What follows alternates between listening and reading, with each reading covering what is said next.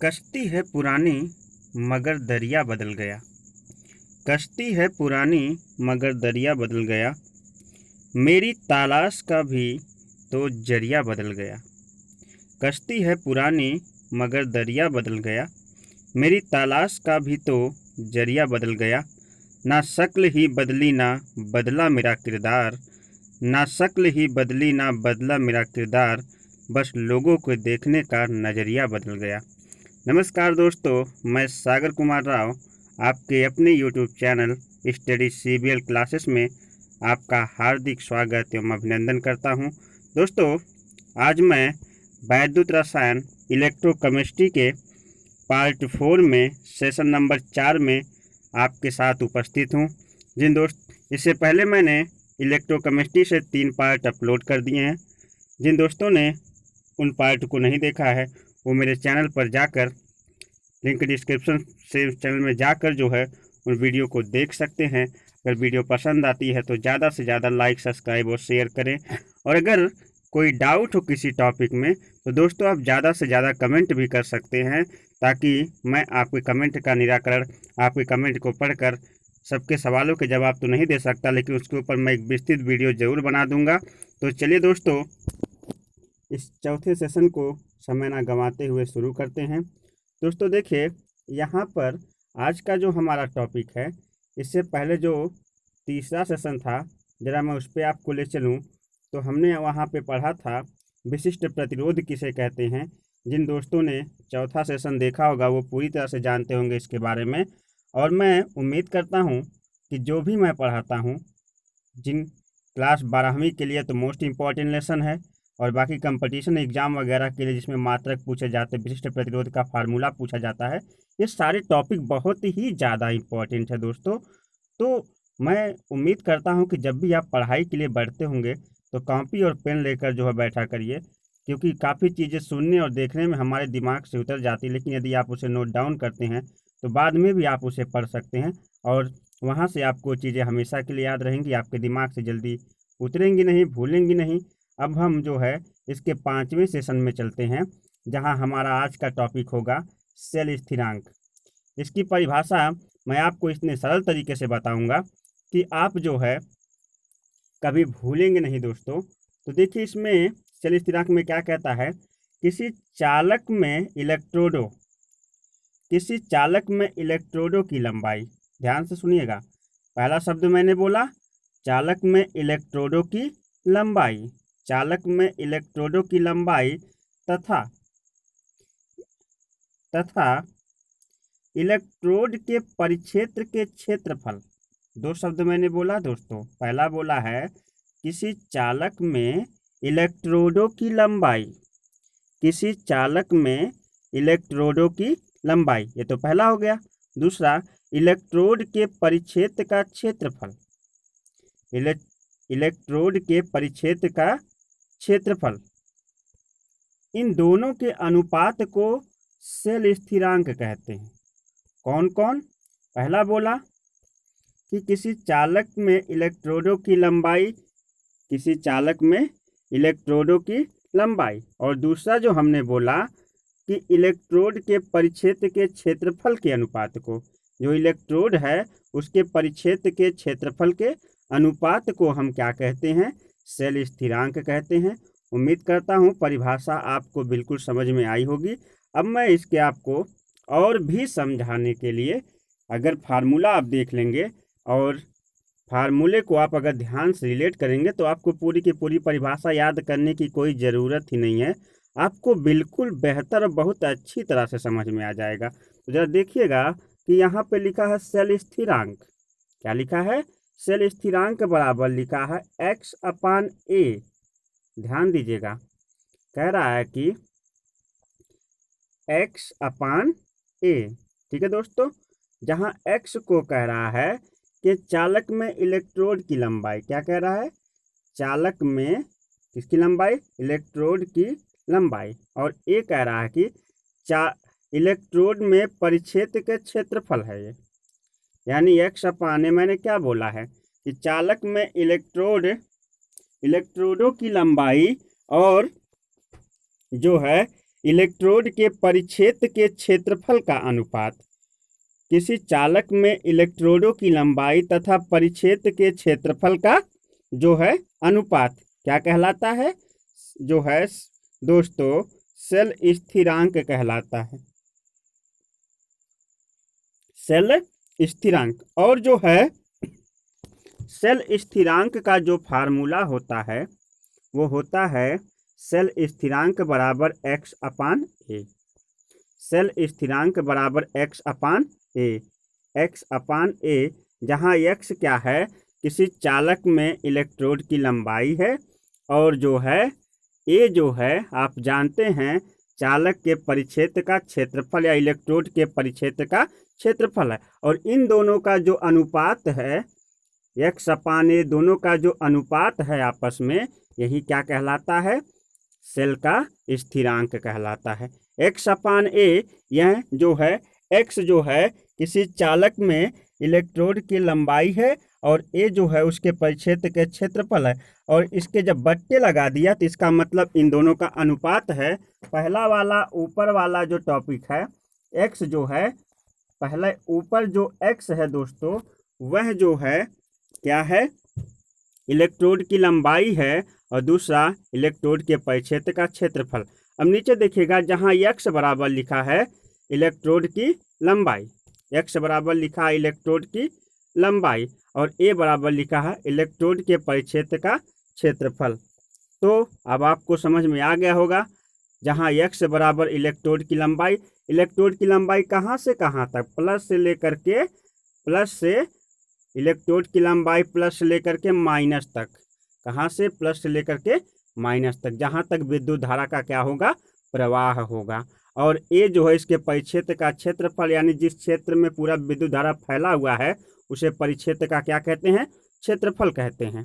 ठीक है ना? परिक्षेत्र का क्षेत्रफल मतलब वो संयंत्र जिसमें विद्युत धारा फैलाया गया है, और इलेक्ट्रोड की लंबाई धन से ऋण तक, जहाँ पर विद्युत धारा का क्या हो रहा है? प्रवाह हो रहा है। तो इलेक्ट्रोड की लंबाई और परिक्षेत्र के क्षेत्रफल का जो अनुपात होता है आपस में, वही क्या कहलाता है? सेल स्थिरांक कहलाता है। क्या कहलाता है प्यारे दोस्तों? सेल स्थिरांक। और सेल स्थिरांक का जो मात्रक होता है वो प्रति सेमी होता है। क्या होता है? सेल स्थिरांक का मात्रक प्रति सेमी होता है। अब चलते हैं, अगला आपका जो टॉपिक है वो बहुत ही इम्पोर्टेंट टॉपिक है, जो आपकी परीक्षा में लगभग हर साल पूछा जाता है। इसको ध्यान से देखिएगा। यहाँ दो शब्द हमने लिए हैं, एक लिया है चालकत्व और दूसरा लिया है विशिष्ट चालकत्व। इससे पहले जो मैंने आपको पढ़ाया था वहाँ पे मैंने आपको बताया था प्रतिरोध और विशिष्ट प्रतिरोध। उसी प्रकार से चालकत्व है और विशिष्ट चालकत्व। आप जानते हैं चालकत्व को कैपिटल जी से हम दर्शाते हैं। चालकत्व की परिभाषा हम आपको पहले सेशन में बताए थे।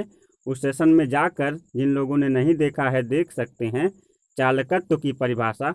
और मैं यहाँ भी बताऊंगा चालकत्व किसे कहते हैं, और फिर उसी अनुसार मैं जो है विशिष्ट चालकत्व भी आपको बताऊंगा। तो पहले चालकत्व कहते हैं, देखते हैं। वैद्युत प्रतिरोध के व्युत्क्रम को चालकत्व कहते हैं। जैसे R बराबर प्रतिरोध हो गया तो 1/R बराबर ये चालकत्व हो जाएगा। इसे कैपिटल जी से प्रदर्शित करते हैं। इसके बराबर कैपिटल जी हम लिख सकते हैं, क्योंकि वैद्युत प्रतिरोध के व्युत्क्रम यानी उल्टे को क्या कहते हैं? चालकत्व कहते हैं। इसे कैपिटल जी से प्रदर्शित करते हैं तो हम कैपिटल जी बराबर 1/R लिख सकते हैं। बिल्कुल बिल्कुल लिख सकते हैं दोस्तों। अब जो है कह रहा कि वैद्युत प्रतिरोध के व्युत्क्रम को चालकत्व कहते हैं। बहुत ही आसान परिभाषा। इसे कैपिटल जी से प्रदर्शित करते हैं। जबकि विशिष्ट प्रतिरोध के व्युत्क्रम को, यानी विशिष्ट प्रतिरोध के व्युत्क्रम को, विशिष्ट प्रतिरोध को आप क्या लिखते थे? विशिष्ट प्रतिरोध को आप लिखते थे, देखिए ध्यान दीजिएगा, R = ρL/A लिखते थे दोस्तों। जहाँ पर रो क्या था? विशिष्ट प्रतिरोध था। L जो है चालक की लंबाई थी, और ए क्या था? चालक के परिक्षेत्र का क्षेत्रफल। चालक के परिक्षेत्र का क्षेत्रफल जो इसमें क्या था? ए था। ठीक है दोस्तों। तो अब आगे बढ़े। तो कह रहा है कि चालकत्व किसे कहते हैं? चालकत्व बता रहा है कि वैद्युत प्रतिरोध के व्युत्क्रम को चालकत्व कहते हैं, इसे कैपिटल जी से प्रदर्शित करते हैं, जबकि विशिष्ट प्रतिरोध के व्युत्क्रम को विशिष्ट चालकत्व कहते हैं। इसे स्मॉल के अर्थात कप्पा से प्रदर्शित करते हैं। ये देखिए निशान जो है स्मॉल के किसका होता है, कप्पा का, इसे भूलिएगा मत।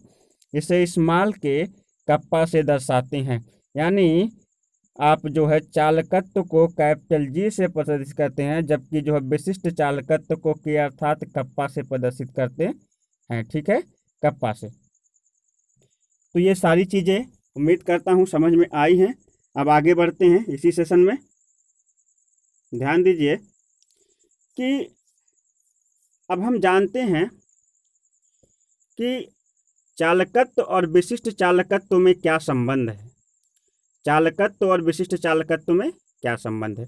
जैसा कि आपने जब चालकत्व की परिभाषा पढ़ी तो आपने कहा कि जो है प्रतिरोध के व्युत्क्रम को चालकत्व कहते हैं और विशिष्ट प्रतिरोध के व्युत्क्रम को क्या कहते हैं, विशिष्ट चालकत्व कहते हैं। ठीक है, तो प्रतिरोध का व्युत्क्रम माने 1/R और जो है विशिष्ट प्रतिरोध का व्युत्क्रम, पहले तो हम जान लेते हैं प्रतिरोध को किससे दिखाते हैं और विशिष्ट प्रतिरोध को किससे दिखाते हैं, तब आपको क्लियर होगा। देखिए दोस्तों, प्रतिरोध को लिखते हैं R और विशिष्ट प्रतिरोध को लिखते हैं, अभी मैं केवल प्रतिरोध और विशिष्ट प्रतिरोध को किससे दर्शाते मैं वही लिख रहा हूँ, कोई इसमें दिमाग लगाने की ज़रूरत नहीं। फिर यहाँ पर मैं जो है प्रतिरोध को R से दर्शाता हूँ, विशिष्ट प्रतिरोध को मैं दर्शाता R बराबर रो L/A, जैसा कि आप ये सभी लोग पूरे सेशन में पढ़ते आए हैं।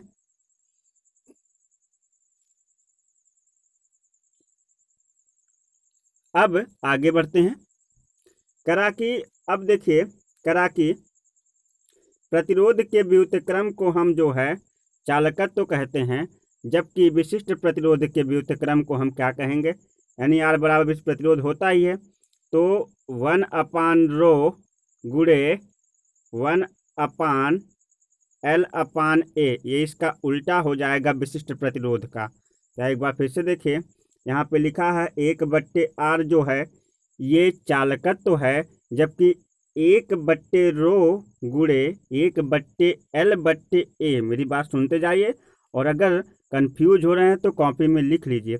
1/R जो है ये चालकत्व तो है क्योंकि ये प्रतिरोध का व्युत्क्रम है, जबकि 1/ρ गुणे 1/L गुणे 1/A यह जो है आपका विशिष्ट चालकत्व तो है, क्योंकि यह क्या है, विशिष्ट प्रतिरोध का उल्टा है। ठीक है, यानी 1/ जो R है ये क्या है, विशिष्ट चालकत्व तो है क्योंकि यह प्रतिरोध का व्युत्क्रम है, जबकि 1/ρ गुणे 1/L/A, जहाँ A परिच्छेद का क्षेत्रफल की लंबाई हो जाती है, L जो है चालक की लंबाई हो जाती, ρ जो है विशिष्ट जो है प्रतिरोध हो जाता है। और जब इसका उल्टा कर देते हैं तो 1/ρ गुणे 1/L गुणे A, तो ये आपका विशिष्ट चालकत्व हो जाएगा। तो विशिष्ट चालकत्व जो है किसका उल्टा होता है, सॉरी विशिष्ट प्रतिरोध का, और चालकत्व किसका उल्टा होता है, ये प्रतिरोध का। ठीक है, उम्मीद करता हूँ समझ में आया होगा। तो ये समीकरण नंबर 1 मानते हैं, 1/R बराबर 1/ρ गुणे 1/L/A। ठीक है, अब देखिए यहाँ पे जो है अगर 1/, ध्यान दीजिएगा, अगर 1/L/A लिखा गया है तो A चला जाएगा ऊपर, तो L/A हो जाएगा। क्या हो जाएगा, L/A। ठीक है दोस्तों, तो जहाँ पर लिखा है 1/R बराबर लिखा है 1/ρ गुणे 1/L/A लिखा है, तो जो L/A लिखा है A को ऊपर ले जाएंगे, तो 1/R बराबर हो जाएगा 1/ρ गुणे L की जगह A की जगह क्या आ जाएगा, A/L आ जाएगा, A/L। ठीक है, तो आ जाएगा 1/R बराबर 1/ρ गुणे A/L आता है। अब आगे देखिएगा, अतः जो आपका, ध्यान दीजिए, 1/, आपका रो है, 1/, रो है। रो क्या होता है? रो आपका होता है विशिष्ट प्रतिरोध। रो बराबर आप क्या लिखते हैं? विशिष्ट प्रतिरोध, विशिष्ट प्रतिरोध लिखते हैं। तो जो विशिष्ट प्रतिरोध है, अब अगर विशिष्ट प्रतिरोध है तो उसका जो है उल्टा क्या होता है? विशिष्ट चालकत्व होता है। उसका उल्टा यानी 1/रो जो हो जाएगा वो विशिष्ट चालकत्व हो जाएगा।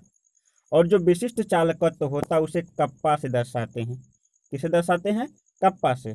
तो हम लिख सकते हैं दोस्तों 1/r, ध्यान दीजिएगा, 1/r कप्पा इंटू A/L, यानी जहाँ पे हमारा जो है 1/रो था वहाँ पे हमने जो है क्या लिख दिया?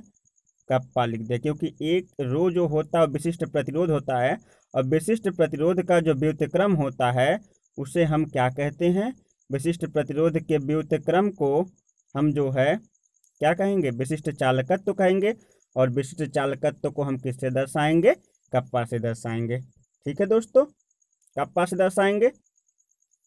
अब आगे बढ़ते हैं इसी क्रम में। तो इसी क्रम में जो 1/r है ये किसका व्युत्क्रम है? ये विशिष्ट, ये जो है आपके प्रतिरोध का व्युत्क्रम है। और प्रतिरोध के व्युत्क्रम को हम G से दर्शाते हैं, जिसे हम क्या कहते हैं? चालकत्व कहते हैं। प्रतिरोध का व्युत्क्रम क्या कहलाता है? चालकत्व। और चालकत्व को किसे दर्शाते हैं? कैपिटल G से। तो यहाँ पर हो जाएगा capital G K into A/L। देखिएगा, और देखिए आपने लिखा है कि पिछले सेशन में आपने पढ़ा था कि चालक की लंबाई उसके परिक्षेत्र के क्षेत्रफल के जो है अनुपात को सेल स्थिरांक कहते हैं। क्या कहते हैं? सेल स्थिरांक। तो चाहे L/A लिखिए, चाहे A/L लिखिए, चाहे L/A लिखिए, चाहे A/L लिखिए, ये रहेगा सेल स्थिरांक। और जो सेल स्थिरांक होता है, ध्यान दीजिएगा, जो आपका सेल स्थिरांक होता है तो उसे A/L हम लिख रहे हैं। तो आपका अब हो जाएगा 1/r की जगह पे हमने G लिख दिया, क्योंकि यह जो है चालकत्व तो हो गया। और K इंटू A/L है, यानी इसका गुणा हो जाएगा, तो ये गुणा है यहाँ पर, तो A/L हो जाएगा। तो G बराबर हम लिख सकते हैं, A/L को मैंने क्या बताया कि यह जो है सेल स्थिरांक है। तो G बराबर लिख सकते हैं कप्पा गुणे सेल स्थिरांक। क्या लिख सकते हैं? सेल स्थिरांक। ठीक है दोस्तों, सेल स्थिरांक। या फिर हम इस तरह से शॉर्ट में लिख सकते हैं K इक्वल टू कप्पा बराबर, यानी विशिष्ट चालकत्व बराबर, इसको बदल के G गुणे L/, क्या लिख सकते हैं? A। यानी जहाँ K बराबर G है तो G बराबर K भी हो सकता है। तो जहाँ आपका K था उसके स्थान पे G आ गया, जहाँ G है उसके स्थान पे K चला गया। तो आपका हो गया K यानी कप्पा बराबर G गुणे L/A, जहाँ L जो है क्या है? चालक की लंबाई, A परिक्षेत्र का क्षेत्रफल, और G जो है इसका विशिष्ट जो है यहाँ G जो है इसका चालकत्व है, और K जो है विशिष्ट चालकत्व है। अब जो है आगे बढ़ते हैं। तो आगे देखिएगा, आपने लिखा है, यदि जो है आपने पिछले वीडियो में जब आपको हम जो है विशिष्ट प्रतिरोध पढ़ा रहे थे तो वहाँ पे हमने आपको बताया था यदि L बराबर 1 सेंटीमीटर मान लिया जाए और A बराबर 1 सेंटीमीटर स्क्वायर मान लिया जाए, तो जो आपका फार्मूला बना था कप्पा बराबर G गुणे A/L, है ना? बना था ये, क्या बना था? कप्पा बराबर G गुणे L/A। ध्यान दीजिएगा, तो कह रहा है कि जहाँ L बराबर 1 मान लिया जाए और A बराबर 1 का स्क्वायर मान लिया जाए, तो जब L बराबर 1 मान लेंगे और 1 का स्क्वायर 1 होता है, तो जब इसका गुणा हो जाएगा तो L हो जाएगा, इसका गुणा होगा तो A हो जाएगा। तो आपका नया फॉर्मेशन निकल के आएगा K इंटू G, और यह जो है आपके विशिष्ट चालकत्व का क्या हो जाएगा? फार्मूला, यानी K बराबर G ये आपके विशिष्ट जो है चालकत्व का क्या हो जाएगा, फार्मूला हो जाएगा। ये समीकरण नंबर 5 है। तो उम्मीद करता हूँ दोस्तों यह वीडियो आपको ज़्यादा से ज़्यादा पसंद आई होगी, और अगर वीडियो पसंद आई हो इसे ज़्यादा से ज़्यादा लाइक करिए, सब्सक्राइब करिए, और अपने दोस्तों तक जो भी स्टडी करते हैं उनके तक ये वीडियो ज़्यादा से ज़्यादा शेयर करिए। और दूसरी चीज़, अगर आपको कोई टॉपिक ना समझ में आए तो कमेंट बॉक्स में जाकर मुझे जो है कमेंट करके बताइए कि कौन सा टॉपिक आपको ना समझ में आया। मैं उसको समझाने का भरसक प्रयास करूँगा। और इसी के साथ मैं आपसे विदा लेता हूँ। धन्यवाद, नमस्कार, जय हिंद।